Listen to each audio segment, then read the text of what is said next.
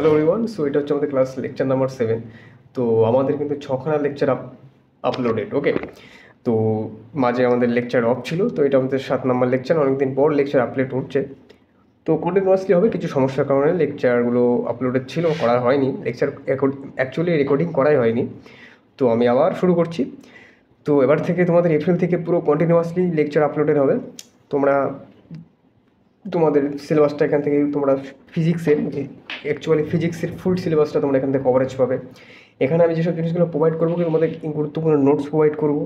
তোমাদের ইম্পর্টেন্ট যেসব কোশ্চেন্সগুলো এক্সামে যেসব প্যাটার্ন আসে, সেরকম প্যাটার্নের এক্সাম কন্ডাক্ট করানোর চেষ্টা করবো আমি। সেগুলো সমস্ত কিছু তোমাদের পেয়ে যাবে। এগুলো এক্সামগুলো অনলাইনে হবে, একটা টাইম শিডিউল তোমাদের থাকবে, তো সেগুলো পরে ডিসকাশন হবে। আগে আমরা আমাদের লেকচারটা স্টার্ট করি। তো কী শুরু করেছিলাম আমরা? ক্লাস 11-এর ফার্স্ট চ্যাপ্টার থেকে শুরু করেছিলাম। তো এটা হচ্ছে আমাদের ইউনিট অ্যান্ড মেজারমেন্টস, ভৌত রাশির পরিমাণ ও মাত্রা, ক্লাস 11-এর। তো আজকের টপিক হচ্ছে কি সিগনিফিকেন্ট ফিগার্স। তো লেকচার নাম্বার 7। ওকে, তো স্লাইডে যাওয়া যাক। কি বলছে? Let us learn about the significant figure সম্পর্কে আমাদের আজকে শিখতে হবে। ওকে, তো দেখো প্রথমে হেডিং আছে কি সিগনিফিকেন্ট ফিগার্স। তো একটা কথা বলি, এই যে লেকচারটা শুরু হচ্ছে, এই লেকচারটাকে এই যে ডেফিনিশনগুলো এখন করাবো, এগুলো তোমাদের মাথায় এখনই হয়তো একটু ঢুকতে অসুবিধা হবে, বাট যেভাবে আমি পড়িয়ে যাচ্ছি সেই জায়গাগুলোকে ফলো করো এবং নোট ডাউন করো।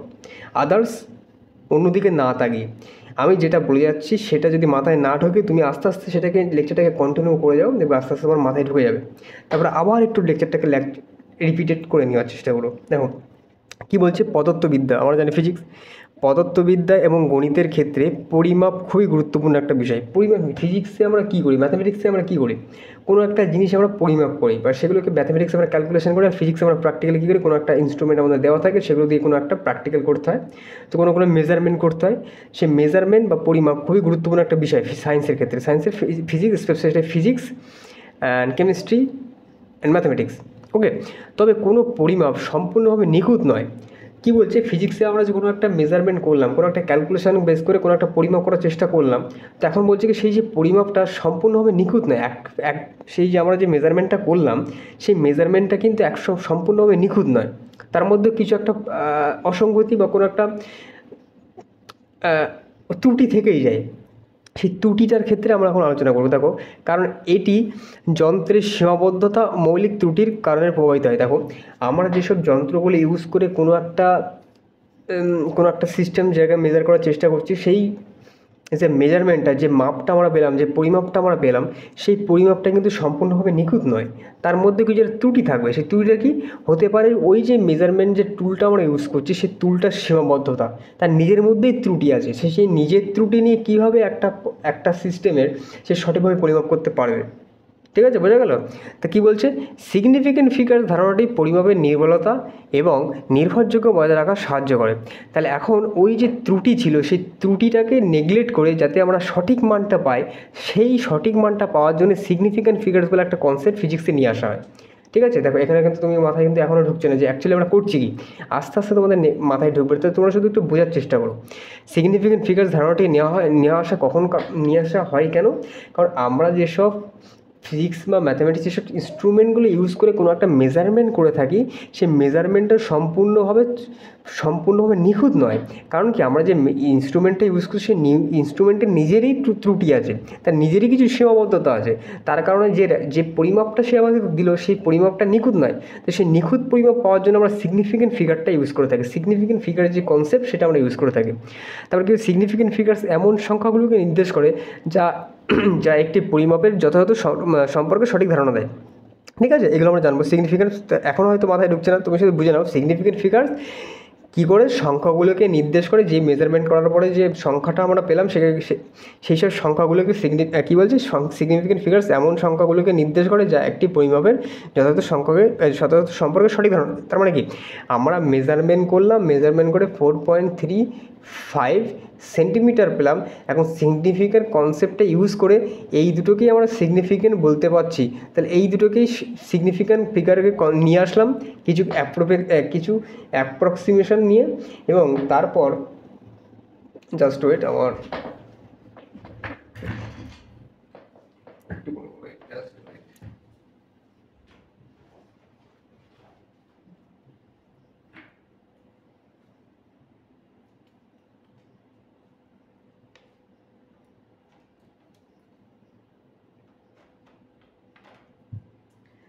তার মানে আমরা সিগনিফিক্যান্ট ফিগার্স পাচ্ছি কি, আমরা তো মেজারমেন্ট করলাম, মেজারমেন্ট করার পরে এই রাশিটা আমরা পেলাম, কিন্তু সিগনিফিক্যান্ট কনসেপ্টটা ইউজ করার পরে আমরা সিগনিফিক্যান্ট ভ্যালু পাচ্ছি কি 4.3।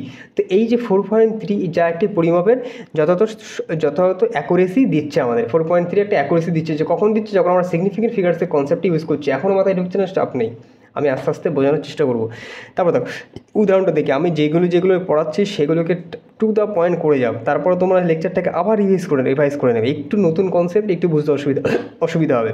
উদাহরণস্বরূপ দেখো, যদি একটি দৈর্ঘ্য 4.56 সেন্টিমিটার হিসেবে মাপা হয়, তবে এটি 3টি সিগনিফিক্যান্ট ফিগার রয়েছে।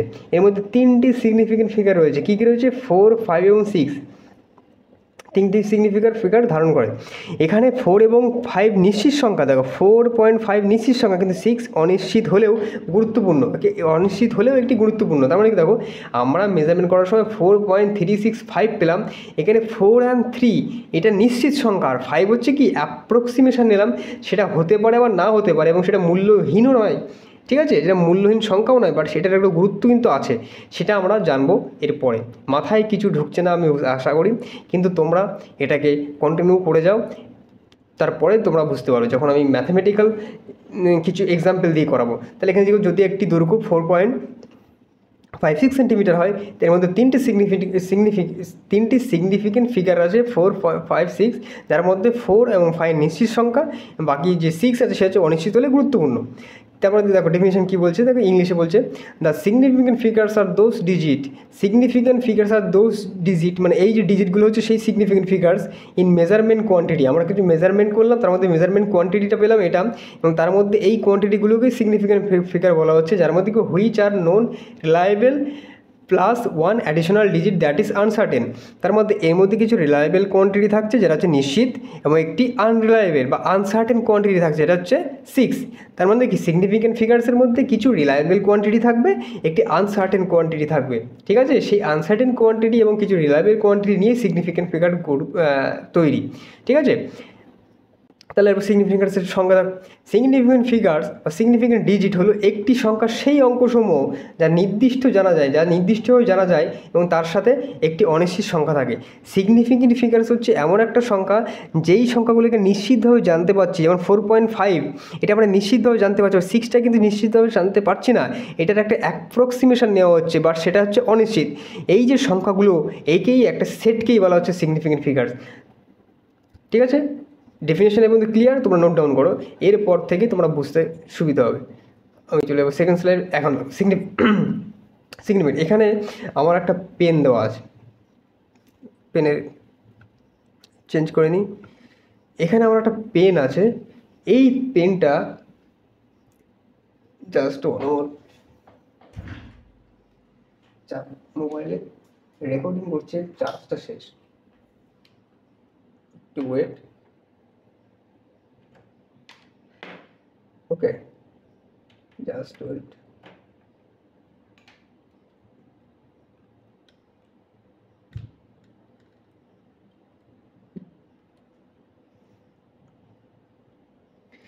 তো এই যে,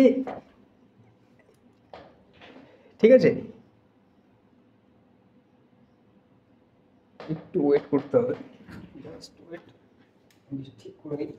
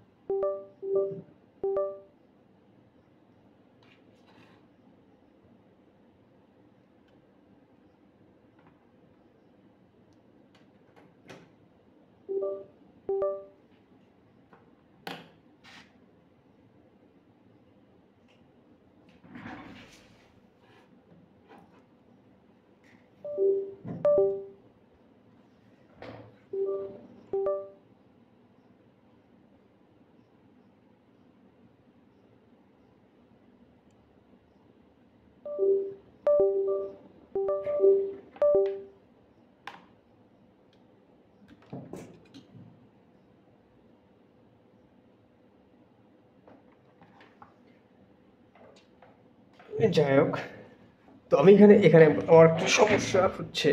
যাই হোক, এখানে যে আমরা পেনটা দেখতে পাচ্ছি, এই যে পেনটা, এই পেনটা দেখো, এই যে পেনটা এখান থেকে শুরু হচ্ছে এবং এখানে শেষ। এখন আমরা মেজারমেন্ট করছি, এর দেখো জিরো থেকে স্টার্ট হচ্ছে, জিরো, তারপরে 1 2 3 4। এখানে দেখো এই যে পেনের নিবটা, এই নিবটার দিকে তাকাও, তাহলে এই যে নিবটা এখানে আছে, এই নিবটার এই যে এই হচ্ছে তার মেজারমেন্ট। দেখো 4 5 4, এই হচ্ছে 4 সেন্টিমিটার। তারপরে কী পাচ্ছে, 1 2 3 4 5 6 7, তার মানে 4.7। তাহলে 4.7, এবং তারপর দেখো তারপর দেখো 4.7 আমরা পার্টিকুলার কিন্তু পাচ্ছি। 4.7 কিন্তু আমরা একদম এখান থেকে মেজারমেন্ট থেকে বুঝতে পারছি, বাট এটা জুম ভার্সনটা তুমি এখানে নিয়ে চলে আসো। 4 পর দেখো 1 2 3 4 5 6 7, এই 7 কিন্তু পাচ্ছে, বাট পেনের নিবটা দেখো এই 7-এ কিন্তু অ্যাকুরেটলি 7 আসেনি কিন্তু। তাহলে এই জায়গাটা কিন্তু তুমি কী পাচ্ছ, 4.7, বা নিবটা দেখো 7-এর থেকে কিছুটা ডান দিকে চলে এসছে, 7-এর ঘাটটা ছাড়িয়ে, বাট 8-এর থেকে আগে, 7 থেকে দূরে বাট 8-এর থেকে আগে। তার মানে এই পেনের ফুল ক্যালকুলেশনে কী বলতে পারবে, এই মাঝখানের মানটা কি তোমার জানা আছে? এই মানটা, এই যে পেনের নিবটা 8-এর দিকে আগিয়ে গেছে, বাট 8-এর খুব একটা কাছে যায়নি, 7 থেকে একটু দূরে, বাট 8-এর থেকে অনেক আগে। তার মানে এই যে মাঝখানে এই পেনটার যে মেজারমেন্টটা তুমি কীভাবে লিখতে পারবে, এই মেজারমেন্টটা তুমি লিখতে পারবে 4.72। তার মানে এই 4.72 বা 4.73, তুমি এই দুটো ভ্যালুই তুমি লিখতে পারছো। তার মানে কি তুমি 4.7, এটা কিন্তু তুমি কি রিলায়েবল কোয়ান্টিটি, সার্টেন কোয়ান্টিটি পাচ্ছ। কিন্তু এই পাশে এই যে 2 আর 3, এটাকে তুমি কী নিলে, একটা অ্যাজাম্পশান নিলে। তার মানে কি এই 2 এবং 3 এটা হচ্ছে আনসার্টেন ভ্যালু। তার মানে তুমি ক্যালকুলেশনের মধ্যে মেজারমেন্টের সময় তোমরা যে ইনস্ট্রুমেন্টটা ইউজ করছো, তার মধ্যে তোমরা যে মেজারমেন্টের যে মানটা তোমরা পেলে, সেই মানের মধ্যে কিছু ভ্যালু, কিছু ডিজিট পাচ্ছ, যেগুলো হচ্ছে একদম অ্যাকুরেট ডিজিট, এবং তার পাশে কিছু একটু, তার পরে এমন কিছু ডিজিট পাচ্ছি যেটা হচ্ছে কি আমাদের অ্যাজাম্পশান নিতে হচ্ছে যে এই ভ্যালুটা এটার মধ্যে, এই জায়গাটার মানটা 2 হতে পারে বা 3 হতে পারে। তার মানে তুমি এখানে তাহলে বলতে পারো আমাদের যে ভ্যালুটা পাচ্ছি, এই এক্স ভ্যালুটা, এই ভ্যালুটা 4.78-এর থেকে ছোটো, বাট 4.72-এর থেকে বড়। তার মানে এই দুটোর মধ্যেই আমাদের এই পেনের মানটা থাকবে। তার মানে বুঝতে পারছো কি, আমরা অ্যাকুরেটলি কি এই পেনটাকে মেজার করতে পারলাম না। তাহলে অ্যাকুরেটলি আমরা মেজার করতে পারলাম না, বাট এখানে দেখো আমি কী নিয়েছি, কোন ভ্যালুটা নিয়েছি, 4.72। এই যে মিলিমিটার, এই যে এত মিলিমিটার যে পেনটার মেজারমেন্ট, তাহলে বুঝতে পারছো কি, আমরা যখন কোনো কিছু মেজার করি সেটা কিন্তু অ্যাকুরেট মেজারমেন্ট পায় না। অ্যাকুরেট মেজারমেন্ট পায় না বলতে কী বোঝাচ্ছে, যে আমরা ওর মধ্যে এমন কিছু মেজারমেন্ট পাই যেটা হচ্ছে অ্যাকুরেট, বাট সেটা ওই যে মেজারমেন্টের মধ্যেও তার একটা অনির্দিষ্ট একটু আনসার্টেন ভ্যালুও তার সাথে অ্যাড থাকে। যেটা কোন কারণে হচ্ছে, কারণ দেখো এই নিবটা, এই 4.7 যে এই যে দাগটা, এই দাগটা থেকে একটু আগিয়ে চলে এসছে, একটু আগিয়ে, মানে কি এটা এই দুটো মেজারমেন্টের মাঝখানে লাই করছে, যার কারণে এই পেনটার যে মেজারমেন্টের যে রাশিটা, সেটা এটার মধ্যেই লাই করছে। বোঝা গেল? তাহলে এই যে ভ্যালুটা, এর মধ্যে দেখুন একটা নন রিয়েল কোয়ান্টিটি রয়েছে, নন রিলায়েবল, আর আনসার্টেন মানে কি লোয়েস্ট সিগনিফিকেন্ট ডিজিট। তার মানে কি এই 4.7 তুমি পারফেক্টলি পেয়ে যাচ্ছ, বা 2টা কি আমাদের একটা আনসার্টেন ডিজিট। তার মানে here digit 4 and 7 is certain digit, and the digit 2 is estimated. যেটাকে আমরা অ্যাজাম্পশন নিয়েছি, এটা এস্টিমেট করলাম যে এই ভ্যালুটা 2 বা 3 হতে পারে। তার মানে মেজারমেন্টের মধ্যেও আমরা অ্যাকুরেসিটা পাচ্ছি না। ঠিক আছে, এই অ্যাকুরেসি পাওয়ার জন্য আমাদের সিগনিফিকেন্ট ফিগার্সের কনসেপ্টটা নিয়ে আসা হয়। তাহলে বোঝা গেল, এখান থেকে একটু মাথায় ঢুকছে। এতক্ষণ যে ডেফিনেশনগুলো আমরা দিয়ে আসলাম, এই ডেফিনেশনে কিন্তু আমরা বুঝতে পারছিলাম না যে কী জিনিস, কিন্তু এখন যখন আমরা এই মেজারমেন্ট করলাম, মেজারমেন্ট করার পরে এই যে পেনের নিবটা 4.7-এ আটকাচ্ছে, বাট নিবটা একটু 7 থেকে আগিয়ে, বাট 7-এর থেকে একটু ছাড়িয়ে গেছে, বাট 8-এর থেকে একটু আগিয়ে। তার মানে 7 আর 8-এর মাঝখানে যদি আমি এই 7 এবং 8-এর মাঝখানে যদি আরও ছোটো ছোটো ভাগ করি, সেই ভাগগুলো 1 2 3 4 5 6 7 8 হবে, তাহলে সেই 2-এর মধ্যে বা 3-এর মধ্যে সেটা লাই করছে। তার মানে ডিজিটটা কী, তার মেজারমেন্টটা কী হতে পারে, 4.72 বা 4.73, 4.73, ঠিক আছে, এটা 3 হবে। ওকে, এই 3-র মধ্যে লাই করছে। তাহলে বোঝা গেল, এইটুকু বোঝা গেল যে কী হতে পারে। তারপরে দেখো এখন কিছু রুলস পড়তে হবে, সিগনিফিকেন্ট ফিগার্সের কিছু রুলস ফর ডিটারমাইনিং। দেখো এই জায়গাটাকে তুমি আর একটাভাবে আমি একটু বুঝিয়ে দিতে পারি। এখানে ধরো একটা টিউব আছে, এই টিউবের মধ্যে জল রাখা আছে, জলটা দেখো এইভাবে জলটা রয়েছে। এখন তুমি মেজারমেন্ট করবে এটার, তাহলে এখন তুমি মেজারমেন্ট যদি তুমি করতে যাও, তাহলে তুমি দেখবে এই জলটা দেখো এই পর্যন্ত রয়েছে, বাট এই যে জলের যে বিষয়টা, এটা দেখো এই যে এক্সট্রিম পয়েন্ট দুটো আবার এই পয়েন্ট দুটো, এই পয়েন্ট বুঝতে পারছো কি জলটা হাইট কত, দেখো এই পর্যন্ত হাইট গেছে, আবার এই জায়গাতে এসে দেখো এই জায়গাটা একটা হাইট সে দিয়েছে। তার মানে কি এই যে হাইটটা, দুটো হাইট, একটা 8-এ ধরতে পারো, একটা 7, এই দুটোর মাঝখানে লাই করছে। তার মানে কি আমি 7.3 লিখতে পারি, 7.4ও লিখতে পারি, মাঝখানে এই দুটোর মাঝখানে লাই করছে, দুটোর মাঝখানে দেখো হাইট দুটো লাই করছে। তার মানে কি এটা অ্যাজাম্পশন ভ্যালু থাকছে আমাদের। তারপরে এতে তুমি 2 ধরতে পারো, 3.2 বা সরি এটা 3 হতে পারে। ওকে, এই ভ্যালু দুটোর মাঝখানে লাই করছে। তো এই সেম প্রসেস, যে এই যে হাইটটা, এই হাইটটা স্কেলে 7 পড়ছে, বাট সেটা 7 থেকে একটু ছাড়িয়ে গিয়ে আবার তার মধ্যবর্তী 2 বা 1-এর মাঝখানে আসছে, এই সেম প্রসেস। ওকে, এক্সাম্পল করতে করতে মাথায় আসবে। চলে আসছে নেক্সট, এখন রুলস জানি। Rules for determining significant figures গণনার নিয়ম কী বলছে? Rule number 1, every non zero digit in a reported measurement assume to be significant. কী বলছে? সমস্ত নন জিরো সংখ্যাই সিগনিফিকেন্ট। কি বলছে? সমস্ত নন জিরো সংখ্যাই সিগনিফিকেন্ট। তুমি একটা মেজারমেন্ট করার পর তোমার ভ্যালু আসলো কি 2.5 সেন্টিমিটার। তাহলে মেজারমেন্ট করার পরে যে ভ্যালুটা পেলাম, সেই ভ্যালুর মধ্যে কোনো জিরো টার্ম নেই, সব নন জিরো কোয়ান্টিটি। সমস্ত নন জিরো কোয়ান্টিটি তখন কী হবে? সিগনিফিকেন্ট হবে। এখানে দেখো 25.7 metre. Number of significant figures কী হবে? দেখো 3 আছে, এটার মধ্যে কী বলছে? 3 আছে, এটার মধ্যে দেখো 3 আছে। সমস্ত নন জিরো সংখ্যায় সিগনিফিকেন্ট। বোঝা গেল? যখনই তোমার সামনে কোনো একটা ডিজিট আসবে 2.578 নন জিরো কোয়ান্টিটি, তাহলে এরা সবাই কী হবে? সিগনিফিকেন্ট হবে। সিগনিফিকেন্টের মধ্যে কিছু রিলায়েবল কোয়ান্টিটি আছে, কিছু আনরিলায়েবল কোয়ান্টিটি আছে, সেগুলো আদার্স বিষয়। বাট প্রথম রুলস তোমাকে মনে রাখতে হবে, সমস্ত মেজারমেন্ট করার সময় সমস্ত নন জিরো ডিজিটই কী হবে? Significant. Always remember. Rule number 2 কী বলছে? রুল নাম্বার টু কী বলছে আমি একটু দেখে নিই। Zero appearing between non zero digit আর সিগনিফিকেন্ট। কী বলছে? নন জিরো সংখ্যার মধ্যে থাকা শূন্যগুলো সিগনিফিকেন্ট হবে। কি বলছে? আমি মেজারমেন্ট করে পেলাম 2003। তার মানে কী বলছে দেখো, নন জিরো সংখ্যার মধ্যে, দুটো নন জিরো সংখ্যার মধ্যে থাকা শূন্য তখন সিগনিফিকেন্ট হিসাবে মেজার হবে। তার মধ্যে এখন এই যে সংখ্যাটা তুমি লিখছো 2003, তাহলে সিগনিফিকেন্ট ফিগার কটা হবে? 4 হবে। এখন যদি তোমাকে দেখো, তাহলে কি তোমাকে দ্বিতীয় রুলস কী বলছে? নন জিরো সংখ্যার মধ্যে যদি কোনো জিরো থাকে, তখন সেই জিরোটাকে সিগনিফিকেন্ট হিসেবে কাউন্ট করতে হবে। তা কী বলছে? 8004 মিটার। নাম্বার অফ সিগনিফিকেন্ট কী হবে? 5 হবে। 50.79 সিগনিফিকেন্ট ফিগার কী হবে? 4 হবে। দেখো দশমিক থাকুক যাই থাকুক না কেন, যদি নন জিরো কোয়ান্টিটি থাকে, তার মাঝখানে শূন্য থাকে, তাহলে শূন্যটাও তখন সিগনিফিকেন্ট ফিগার হিসেবে কাউন্ট হবে। এখানে দেখো 2.503, তাহলে সিগনিফিকেন্ট কী হবে? 4 হবে। দেখো জিরোটা কি, দেখো নন জিরো কোয়ান্টিটির মাঝখানে আছে, তাহলে নন জিরো কোয়ান্টিটির মধ্যে থাকা জিরোগুলো সিগনিফিকেন্ট ফিগার হিসেবে কাউন্ট করতে হবে। মনে থাকবে। তা রুলস 1, সমস্ত নন জিরো কোয়ান্টিটি সিগনিফিকেন্ট হিসেবে কাউন্ট হবে, আর নন জিরো কোয়ান্টিটির মধ্যে থাকা জিরোগুলোও সিগনিফিকেন্ট ফিগার হিসেবে কাউন্ট হবে। Remember rule number 3, significant figures গণনা। লেফট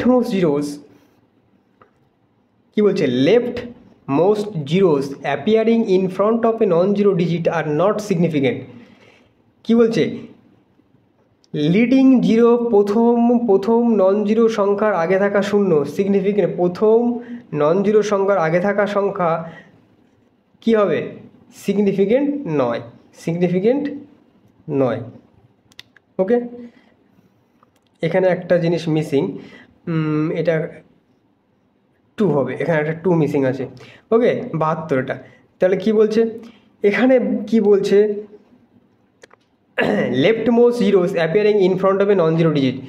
লেফট মোস্ট মানে বাঁ দিকে যদি জিরো হয় এবং তার ডান দিকে যদি নন জিরো সংখ্যা থাকে, তাহলে তার বাঁ দিকে থাকা যদি কোনো নন জিরো সংখ্যা বাঁ দিকে থাকে, তার ডান দিকে যদি জিরো থাকে, তাহলে জিরোগুলো তখন সিগনিফিকেন্ট নয়, তখন সিগনিফিকেন্ট শুধুমাত্র নন জিরো কোয়ান্টিটিগুলোই হবে। কিন্তু কখন হবে? যদি কোনো নন জিরো কোয়ান্টিটির বাঁ দিকে থাকে তখন। দেখো এখানে দেখো 0.0072, এই যে নন জিরো কোয়ান্টিটির বাঁ দিকেই দেখো জিরো বাট দশমিক জিরো, তার মানে কি এই জিরোগুলো তখন সিগনিফিকেন্ট হিসেবে কাউন্ট হবে না। মনে রাখতে হবে, নন জিরো কোয়ান্টিটির বাঁ দিকে যদি জিরো অ্যাপিয়ার হয় তখন ওই জিরোগুলোকে সিগনিফিকেন্ট বলা হবে না। সিগনিফিকেন্ট বলা হবে শুধুমাত্র ওই নন জিরো ডিজিটগুলো। এখানে দেখো 2 হবে, 7 আর 2। এটার ক্ষেত্রে কী হবে? 3 হবে। এটার ক্ষেত্রে কী হবে? 2 হবে। দেখো এই দুটোর আগে দেখো 4টে শূন্য, তারপরে দশমিক, আবার শূন্য, তার মানে কি এটার বাঁ দিকে জিরো, বাঁ দিকে জিরো অ্যাপিয়ার হলেই সেই জিরোগুলোকে সিগনিফিকেন্ট কাউন্ট হবে না। শুধুমাত্র কাউন্ট হবে কখন? এইগুলো নন জিরো কোয়ান্টিটিগুলোকেই সিগনিফিকেন্ট কাউন্ট হবে। আবার দেখো 4 নম্বর rules, zeros at the end of a number will be counted as a significant. কী বলছে? আমাদের সামনে 4 আছে, 4-এর যদি ডান দিকে জিরো থাকে, zeros at the end of a number, 4-এর শেষের দিকে জিরো, তখন এটাকে সিগনিফিকেন্ট হিসেবে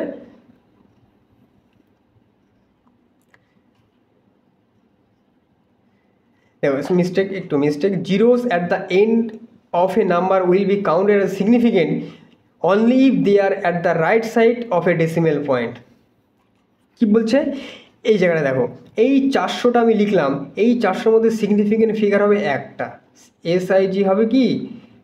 এসআইজি ফিগার কী হবে? একটা হবে। কেন হবে?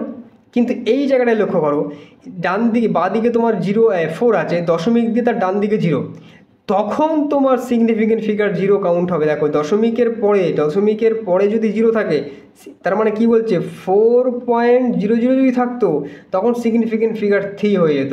তোমাকে অলওয়েজ মনে রাখতে হবে, zeros at the end of a number will be counted as significant if and only if they are at the right side of a decimal point. Decimal পয়েন্টের ডান দিকে যদি সিগনিফিকেন্ট জিরো থাকে, তাহলে তখন সেটা সিগনিফিকেন্ট ফিগার হিসেবে count করা হবে। এখানে দেখো 272010, এর ডান দিকে দেখো জিরো আছে, বাট এখানে কোনো ডেসিমেল পয়েন্ট আছে কি? এখানে যদি একটা ডেসিমেল পয়েন্ট থাকো তখন এই জিরোটাকে এক সিগনিফিকেন্ট ফিগার হিসেবে কাউন্ট করা হতো, বাট এখানে সিগনিফিকেন্ট ফিগার হিসেবে কাউন্ট করা হবে না, শুধুমাত্র কি নন জিরো কোয়ান্টিটিকেই। মনে থাকছে? যদি একটা সংখ্যা 5 থাকে, তার এখানে যদি হাজারখানা শূন্যও থাকে, তখন এই জিরোগুলোকে সিগনিফিকেন্ট ফিগার কাউন্ট করা হবে না। বাট যদি এই জায়গাটায় একটা দশমিক ডেসিমেল হতো, তার ডান দিকে যদি জিরো হতো, তখন এই জিরোগুলোকে সিগনিফিকেন্ট ফিগার হিসেবে কাউন্ট করা হতো। এখানে দেখো এখানে একটা জিনিস লক্ষ্য করো, এখানে কিন্তু বোঝার বিষয়, এই পয়েন্টটা বোঝার বিষয়। দশমিকের ডান দিকে দেখো জিরো আছে, দশমিকের ডান দিকে জিরো আছে কটা? 2। দশমিকের ডান দিকে দেখো জিরো আছে 2, তার মানে কি এই দশমিকের ডান দিকে যতই জিরো থাকুক না সবগুলোই সিগনিফিকেন্ট ফিগার হবে। তার মানে এদিকে 3টে, আর এই দিকে দশমিকের বাঁ দিকে, দশমিকের লেফট মোস্টে যদি কোনো শূন্য থাকে, সেগুলোকে সিগনিফিকেন্ট হিসেবে কাউন্ট করা হবে কি হবে না? মনে করো দেখো আমাদের সামনে কী পড়েছি, যদি নন জিরো কোয়ান্টিটির মাঝখানে জিরো থাকে তখন এটাকে সিগনিফিকেন্ট কাউন্ট করা হবে। যদি এইদিকে 1 থাকে, এদিকে জিরো থাকে, তখন এটাকে সিগনিফিকেন্ট ফিগার হিসেবে কাউন্ট করা হবে না। যদি জিরো এরকম থাকে, তখন সিগনিফিকেন্ট ফিগার শুধু এই দুটোকে নেওয়া হবে, এটাকে আর নেওয়া হবে না। বাট এখানে যদি একটা দেওয়া থাকে, তখন এটাকেও সিগনিফিকেন্ট নেওয়া হবে, এটাকেও সিগনিফিকেন্ট, কারণ এই জিরোটা দেখো নন জিরো কোয়ান্টিটির মাঝখানে, তার মানে এখানে প্রত্যেকটাই সিগনিফিকেন্ট ফিগার্স। এই দিকে জিরোটা দেখো দশমিকের পরে, তার মানে সিগনিফিকেন্ট হয়ে করা হবে 3 আর 2 5টা। এই রুলটা কিন্তু বোঝাচ্ছিল। এই দিকে এই জিরোটা দেখো নন জিরো কোয়ান্টিটির মাঝখানে, আর এই জিরোগুলো দেখো দশমিকের ডান দিকে, তাহলে এই দিকেও সিগনিফিকেন্ট ফিগার্স, এদিকেও সিগনিফিকেন্ট ফিগার হিসেবে কাউন্ট করা হচ্ছে। এইটাই কিন্তু বোঝার বিষয়। যত করে রুলস আমরা পড়েছি সবগুলো এখানে অ্যাপ্লিকেবল। মাথায় আসলো কি? বোঝা গেল কি? আচ্ছা, ওকে। তারপরে rules for determining significant figures. Trailing zero significant না, যদি সংখ্যাটি ডেসিমেল পয়েন্ট না থাকে। দেখ উদাহরণস্বরূপ 4000 কেজি একটি সিগনিফিকেন্ট ফিগার রয়েছে। যদি এটি 4.00 এত আকারে দেখা হয়, তবে এটি 3টে সিগনিফিকেন্ট ফিগার। এই 4000টা কিন্তু যখন 4000টা এখানে লেখা হচ্ছে 4000 কিলোগ্রাম, এর মধ্যে শুধুমাত্র একটাই সিগনিফিকেন্ট ফিগার এটা। কারণ রুলস অনুযায়ী কি, এর ডান দিকে যদি জিরো থাকে, সেটাকে সিগনিফিকেন্ট হিসেবে কাউন্ট করা হবে না। বাট যদি এটা এখানে দশমিক থাকতো, তখন এটা সিগনিফিকেন্ট ফিগার হিসেবে কাউন্ট করা হতো। বোঝা গেল? বাট এইটাকেই যখন আমরা 4.00 ইন্টু 10⁻³ আকারে লিখছি, তখন সিগনিফিকেন্ট ফিগার্স কটা হয়ে যাচ্ছে? 3টে হয়ে যাচ্ছে। বোঝা গেল? সিগনিফিকেন্ট ফিগার্স তখন চেঞ্জ হয়ে যাচ্ছে। বোঝা গেল? আর একটা জিনিস, এই হচ্ছে আমাদের basic of significant figures complete হলো। তাহলে আমরা কমপ্লিট করে ফেললাম। তারপরে দেখো এখানে আমার রাউন্ডিং অফ বলে আমার নেক্সট লেকচার থেকে আমরা রাউন্ডিং অফটা শিখবো। সিগনিফিকেন্ট ফিগার্সটা খুবই গুরুত্বপূর্ণ একটা জিনিস, যেটা আমি তোমাদেরকে দেখিয়ে দিলাম। তাহলে এই জায়গাটা একটু ভালো করে দেখি। এই জায়গাটা এখানে কি বলছে দেখো, 1.0073। এখানে সিগনিফিকেন্ট ফিগার্স দেখো দশমিকে ডান দিকে 0 আছে, তার মানে কি এইগুলো সিগনিফিকেন্ট ফিগার হবে। বাট এখানে দেখো 0.001, এখানে সিগনিফিকেন্ট ফিগার করা হবে মূলত 3টে হবে। দশমিকের এই দিকে কোনো বাদিকে কোনো সিগনিফিকেন্ট ফিগার কাউন্ট করা হয় না, শুধুমাত্র ডান দিকে রাইট মোস্ট। বোঝা গেল? রুলসগুলো একটু রিভাইজ দিও। এই হচ্ছে সিগনিফিকেন্ট ফিগার্সের কনসেপ্ট কমপ্লিট। এরপরে আমরা শিখবো রাউন্ডিং অফ, তার লেকচারটা আমি আপলোড করাবো। তো দেখা হচ্ছে চলো আমাদের নেক্সট লেকচারে। ওকে, তাহলে এটা আমাদের লেকচার 7 ছিল। আজকে আমরা সিগনিফিকেন্ট ফিগার্স নিয়ে আলোচনা করলাম, বুঝলাম, এখানে কিছু রুলস দেখলাম। এখন তোমরা এই রুলসগুলোকে মাথায় রাখার চেষ্টা করো। ওকে, চলো দেখা হচ্ছে আমাদের নেক্সট